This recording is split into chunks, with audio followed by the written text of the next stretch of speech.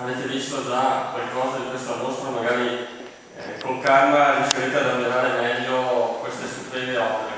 Questa è un'iniziativa che è partita un mese e mezzo fa, un po' per caso. Mauro mi ha portato Simone, il figlio dell'autore, in studio a conoscerlo così, e allora perché non facciamo una mostra di Salvatore Grillo qui a Codogno? Nell'arco di una trentina, 45 giorni l'abbiamo organizzata e devo ringraziare soprattutto la Lisa che si è presa a carico questa iniziativa. Di solito il mio modo di lavorare è anche un po' così, ho l'idea e poi si parte, qualcuno poi deve anche seguire le cose, quindi è stata bravissima e eccezionale nell'aiutare a realizzare questa mostra in così breve tempo.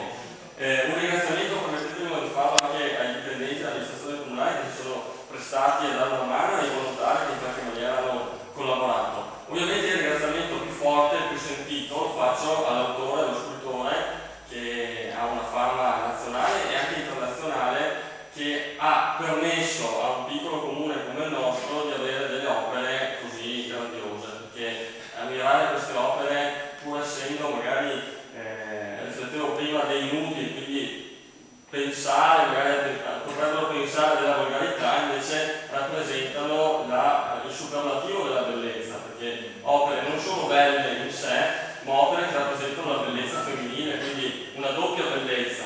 Ed elogio la bellezza, il titolo di questa mostra va proprio a cogliere il senso del messaggio che si vuole dare. Del resto noi uomini spesso ci imbruttiamo di cattivi pensieri, ma di fronte a delle belle opere penso che sia più facile anche pensare al bello, pensare alle cose positive.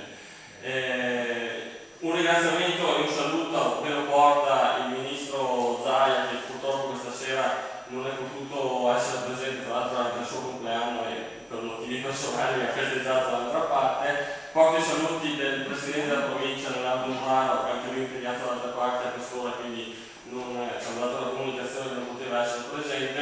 Poi molte altre autorità che sono state invitate e che saranno presenti poi nell'arco delle 2 settimane fino all'11 aprile. Mi hanno detto tutti quanti che verranno a fare un giro a vedere questa mostra, perché l'autore è conosciuto e sanno benissimo anche il valore delle opere che esso ha prodotto in questi anni e continua a produrre.